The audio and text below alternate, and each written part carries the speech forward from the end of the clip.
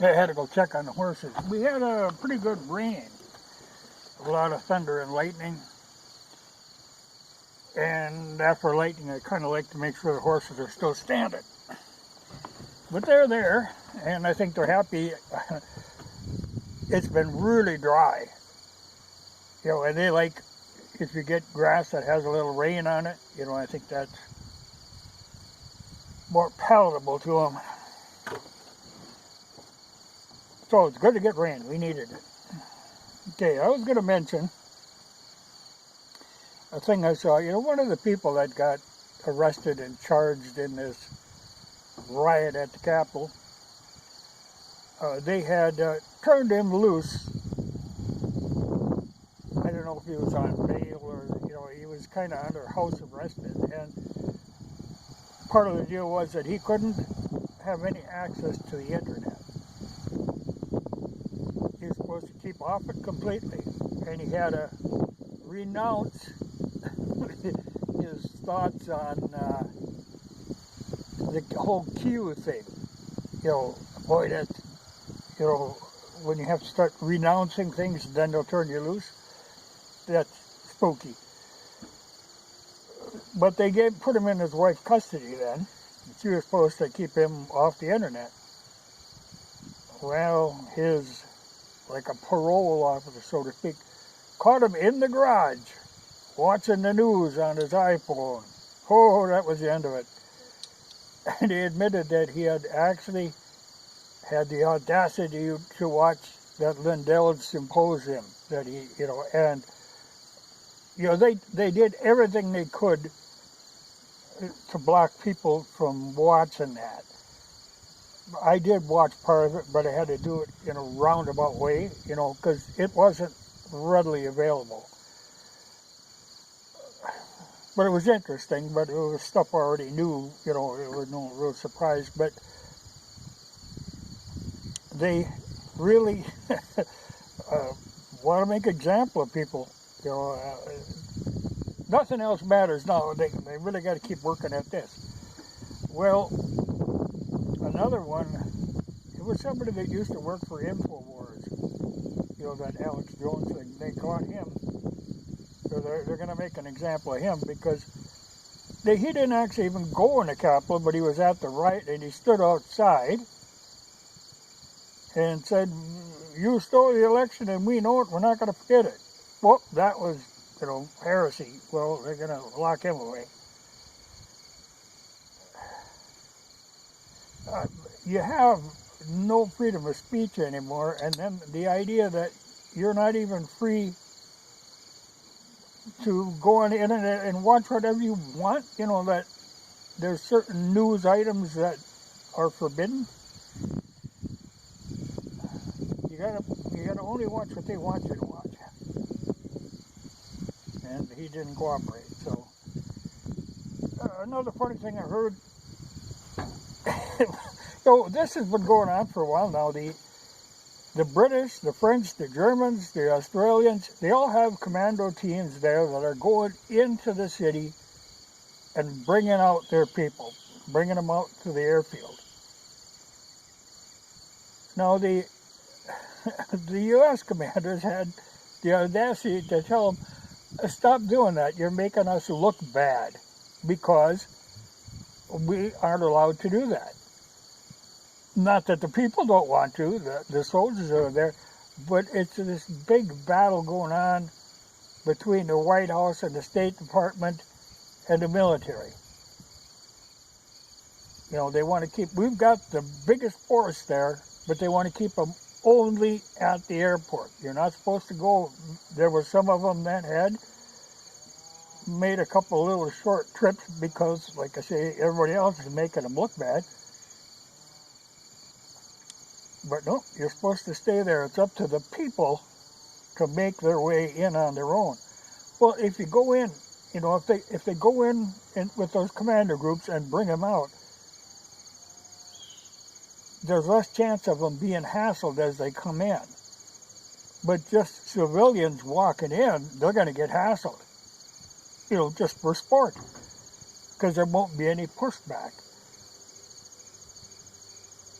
But I think the White House is terrified that, something's going to happen. Well, something's going to happen anyway. And like I say, these other countries, their commander units have been doing this quite successfully. But no,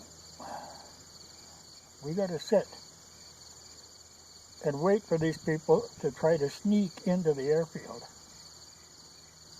It's just a hell of an operation. But I was glad to see that at least these other countries are stepping up and doing the right thing. And then a funny thing too, that they're talking, well, they want to make it sound like, oh, the Taliban stole all that military equipment. Well, no, we abandoned it. I mean, if you throw it away, which basically is what we did, if somebody else comes along and picks it up, I can't see that's really stealing it. But now their big theory is, when do we get all our people out, which is never going to happen.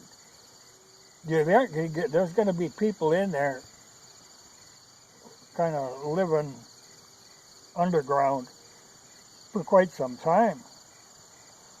But the theory is then they want to go in there and bomb the crap out of all our old equipment.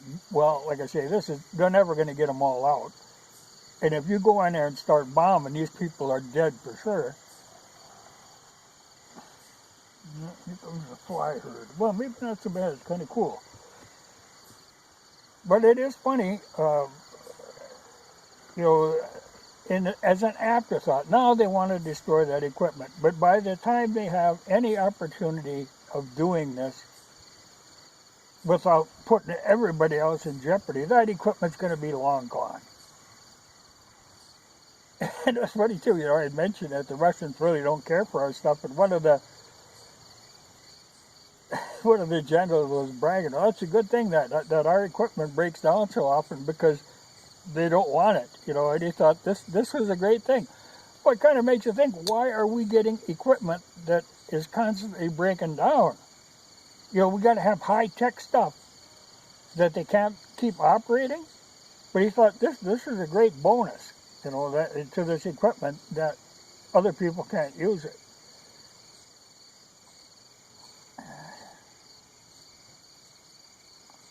But it'll be interesting. I'll keep watching just to keep it. But boy, it's surprising, the things that come up.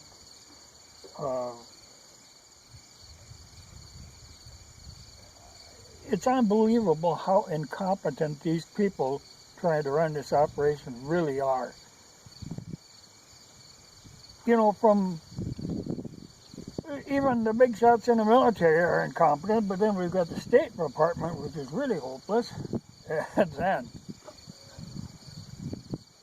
we got the White House. That's quite a bunch. But we'll see, see what shakes down. But it would be, I don't know that, I think there's a good possibility that despite the White House not wanting our people to go in there and bring people out, I think there's a very good chance that some of this will go on kind of under the radar. Because you can't stand back and let that happen when there's something you can do about it, So I heard that they had made a couple trips with helicopters to, they had kind of lined us up to grab some people out of there and got them, and I think the Germans were bringing in some, the problem is we don't have small helicopters there, we got big, and they wanted to the Germans are going to bring in a couple of helicopters that they use, or some Airbus thing that are made to kind of insert commandos, and they were going to try to use them to run people out. But like I said, they don't really want to be a taxi service for for everybody. They want to get their people out. But hopefully, like I say, some of our people they're going to have to defy the White House and just go ahead and do the right thing, because if you wait on them, it's going to drag out until this, well, I was going to say turn into a disaster, but it's already a disaster, but it can get worse. and it will. Yeah. That is a lion useless pack.